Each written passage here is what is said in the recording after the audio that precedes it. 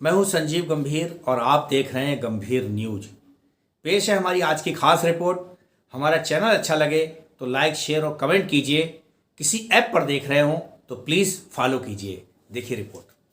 हमारे स्टूडियो में आज मौजूद हैं लेखक रणजीत पांचाले, जो किसी परिचय के मोहताज नहीं, बहुत नामचीन लेखक हैं और कई दशक से लिख रहे हैं। आज गंभीर न्यूज़ के स्टूडियो में कुछ खास मुद्दा लेकर आए हैं। हम जानना चाहेंगे, हमारे दर्शक आपको देख रहे हैं, रणजीत जी क्या कहना चाहेंगे दर्शकों से?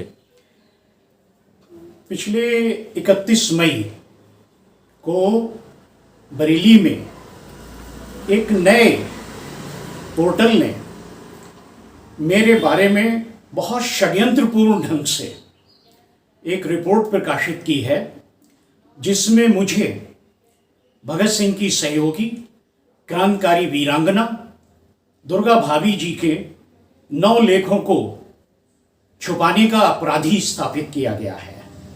ये रिपोर्ट इस तरह से लिखी गई है ताकि लोगों में मेरे प्रति गुस्सा उत्पन्न हो, मेरी छवि धूमिल हो, और ये बहुत ही सुनियोजित षड्यंत्र के तहत रिपोर्ट प्रकाशित की गई है।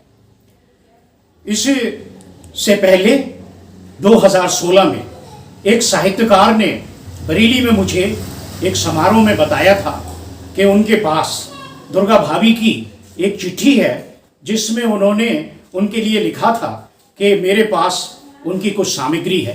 मैंने उसी समय साहित्यकार को बता दिया था कि मेरे पास दुर्गा भाभी की कोई सामग्री नहीं है। इसके बाद उस साहित्यकार की तमाम बातों के आधार पर ये 31 मई 2021 को पोर्टल ने मेरे खिलाफ रिपोर्ट छापी है। वो प्रकाशित होने के बाद में मैंने ये पता लगाने के लिए कि उस साहित्यकार से मेरे संबंध कौन से वर्ष में खराब हुए थे, मैंने अपने 40 साल पुराने रिकॉर्ड को खंगाला। उसमें मुझे उस साहित्यकार के सन 88 तक लिखे हुए बहुत सारे पत्र मिले। यानी दुर्गा भाभी की चिट्ठी जो उन्हें दुर्गा भाभी ने 1985 में लिखी थी, उसके बाद से 1988 तक के मुझे तमाम पत्र जो साहित्यकार ने मुझे लिखे थे वो मुझे मिले। लेकिन उनमें से किसी भी पत्र में उस साहित्यकार ने मुझसे दुर्गा भाभी के बारे के लेखों के बारे में मुझे कभी कुछ नहीं लिखा। मैंने उस साहित्यकार को और पोर्टल के लोगों को 11 जून 2021 को लीगल नोटिस भेजे और उसके बाद भी मैंने अपने पुराने रिकॉर्ड खंगालने जारी रखे। जिस समय मुझे उस साहित्यकार के पत्र मिले, उसी दौरान मुझे दुर्गा भाभी की एक चिट्ठी मिली जो मुझे उन्होंने 13 फरवरी 1986 को लिखी थी, और उसमें दुर्गा भाभी ने अपने किसी भी लेख के मेरे पास होने की कोई बात नहीं कही है। और जब मैंने लीगल नोटिस भेज दिए उसके बाद भी मैंने अपने पुराने रिकॉर्ड खंगालने जारी रखे, तो मुझे दुर्गा भाभी की लिखी हुई चिट्ठी और मुझे अपने जो मैंने चिट्ठियां दुर्गा भाभी को लिखी थी वो मुझे मिली।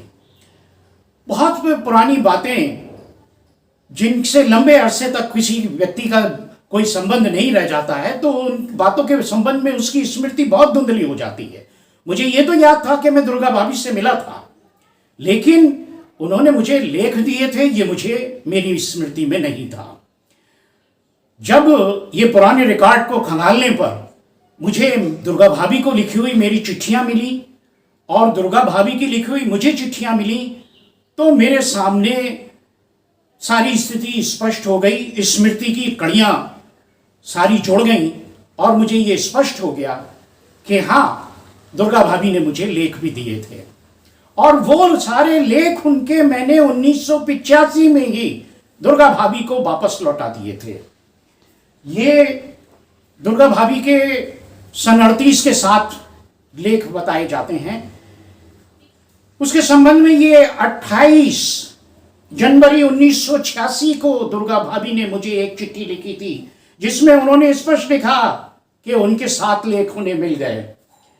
इसके अलावा ये मैंने चिट्ठी लिखी थी 2 नवंबर 1985 को दुर्गा भाभी को, और इसमें दुर्गा भाभी को मैंने ये लिख दिया था कि मैं स्वर्गीय रफ़ी अहमद किदवई और उनके विद्यालय से संबंधित, उनकी संस्था से संबंधित लेख उनको वापस कर रहा हूं। ये 2 नवंबर 1985 को मैंने चिट्ठी लिखी थी और इसके बाद 14 नवंबर 1985 को मैंने चिट्ठी लिखी थी।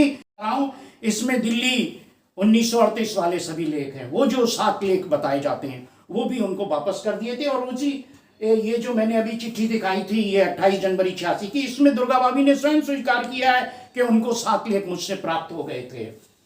तो उसके बाद फिर ये दुर्गा भाभी की एक 13 फरवरी 1986 की चिट्ठी है जो उन्होंने मुझे लिखी, और इस चिट्ठी में उन्होंने मुझसे किसी भी प्रकार के अपने कोई भी लेख मेरे पास होने का जिक्र नहीं किया है, क्योंकि उनको उनके सारे लेख वापस मिल गए थे और ये जो मामला है ये उसी समय खत्म हो गया था। ये बहुत दुर्भाग्यपूर्ण बात है। वो साहित्यकार द्वारा लिखी गई चिट्ठी के आधार पर मेरे खिलाफ दुष्प्रचार किया जा रहा है।